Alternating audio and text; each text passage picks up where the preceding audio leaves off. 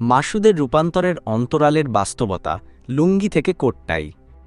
৫ই আগস্টের আগে যিনি ছিলেন সাধারণ চা দোকানি, সেই মাসুদ এখন কোটটাই পরা নেতা। প্রশ্ন হচ্ছে, শুধু পোশাক বদলালেই কি মানুষ বদলায়? উপকূলীয় অঞ্চলে মাসুদের নামে চলছে বিচার বাণিজ্য। রাতারাতি তার কপাল খুলে আঙুল ফুলে কলাগাছ হওয়ার অভিযোগ উঠেছে। চরগাজী ইউনিয়নের ৮ নম্বর ওয়ার্ডের বাসিন্দা মাসুদ, যিনি আব্দুর রশিদের ছেলে এবং একসময় চা বিক্রেতা ছিলেন।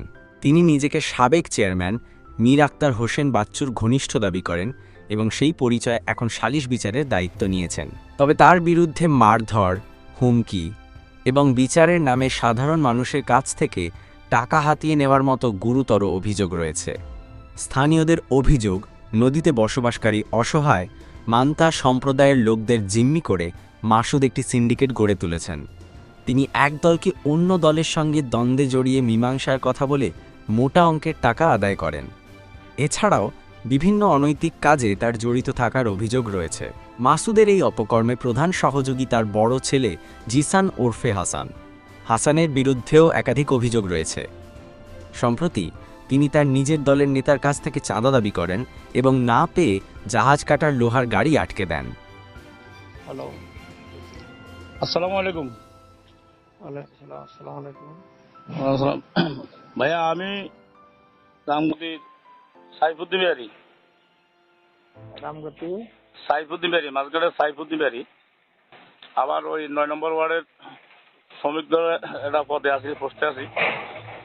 বলতাম ভাইয়া, আমাদের কিছু কথা জানি, একটা কথা জানাইতাম।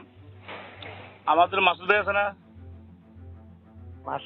হ্যাঁ, মাসুদ ভাই ছেলে হাসান। আমি এখানে, আমাদের এখানে একটা জাহাজ ছিল, ডুবে জাহাজ আনছিল। তো ওই জাহাজের এখানে আমি ধরে ওই নাইট গেট হিসেবে মানে এখানে থাকি এবং মানে ওই জাহাজের ইয়ে করতেছি, লোক খাটাইতেছি, শ্রমিক খাটাতে এখানে ইয়ে করতেছি।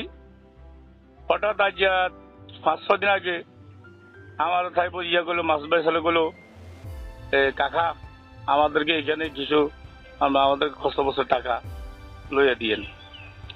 তো আমি বললাম, বাবা এটা তো আমি না, এটা তো কোম্পানির সরাসরি আছে, এটা তো আমি তো এগুলাতে কোনো ইয়ে না, বদলিয়া দিই, বদলিয়া পয়সা নেই। পরে করলো ইয়ে করছে, আপনি কইলে অবশ্য দিব, আপনি সবাই সবকিছু আপনি ইয়ে করেন। আমি বললাম, বাবা রে, আয় দি বদলিয়া, আমি বদলিয়া দিই, কিন্তু আমার কথা কি আর গ্যারান্টি করবো? বলো আপনি বলেন। পরে আমি বলছি, আমি আচ্ছা ঠিক আছে, আমি ওদেরকে বলুম কই এই হাঁকে দুই দিন গত হয়ে গেছে। গত পরশু দিন হঠাৎ সে আমার মানে ঠেট দিল, আপনি এখান থেকে গাড়ি নিতে পারতেন না, আমি গাড়ি আটকামো, আমি এখানে কোনো গাড়ি নিতে পারতেন না। তাই বলে কিলে আপনার কথা কার কইছি, আপনি কই কিছু করলেন না, আমার ফোলা ফাইন আপনি ইয়া করলেন না। তাই করলাম, ফোলা ফাইন তুই এটা কি করলে, তোর তো কইছি আমি এটা লই দেবো, তাদের একটা ব্যবস্থা করাই দেবো, তারা না দিলে কি জোর করে দিতে পারবেন নাকি? পরে আর বললো আমি না হাইলে আমরা বাদ দেন, আমি গাড়ি আটকামো। এটার পরে পরশু দেখুন তো আমি ৮০ মাত্র চলে গেছি, আর আমার এত ইয়ে হয় নাই। আজকে ওই জাহাজের আমরা মাল কাটি উঠেছি, হঠাৎ করে সে আমার গাড়ির সামনে দিয়েছে, গাড়ি গা করে দিছে, মানে গাড়ি আটকে দিছে। পরে আমি মাসুদ ভাই ৩-৪বার ফোন দিলাম, মাসুদ ভাই আর ফোন রিসিভ করলো না। মাসুদ ভাই কিন্তু ঘরে, আমি কিন্তু বলতে পারতাম না মাসুদ ভাই ঘরে। পরে জানলাম যে মাসুদ ভাই ঘরে। পরে এইটার পর আমি জাহাঙ্গীরে ফোন দিলাম, আবার ইয়ে মানে আমাদের ইউনিয়ন বা ওয়ার্ড কমিটি সবাই জানাইলাম। জানার পরে জাহাঙ্গীর চলে এলো।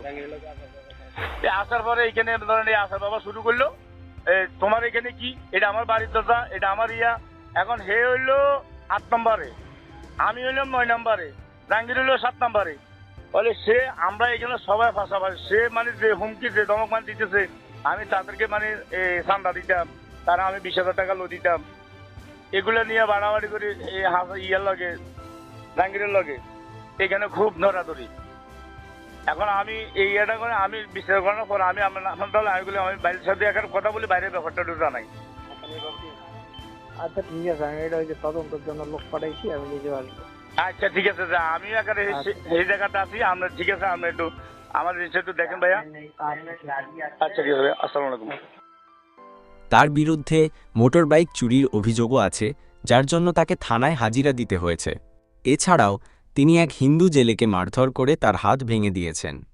ভুক্তভোগী শ্রীকৃষ্ণ নামের ওই যুবক ৮ নম্বর ওয়ার্ডের সচি মাঝির ছেলে।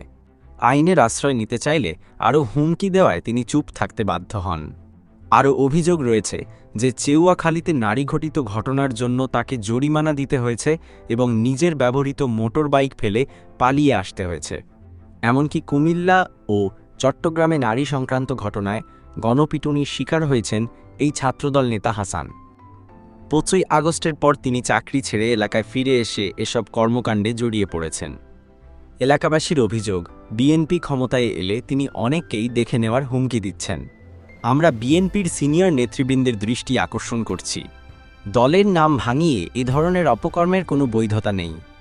দয়া করে যথাযথ ব্যবস্থা নিয়ে প্রমাণ করুন যে দলে অপরাধীদের জায়গা নেই। এলাকার সাধারণ মানুষ আজ পিতা মাসুদ ও পুত্র হাসানের কাছে জিম্মি হয়ে আছে। মীর আক্তার হোসেন বাচ্চুর নাম ব্যবহার করে তারা সবাইকে চাপে রাখছে। প্রশ্ন থেকে যায়, মাসুদরা কি কখনো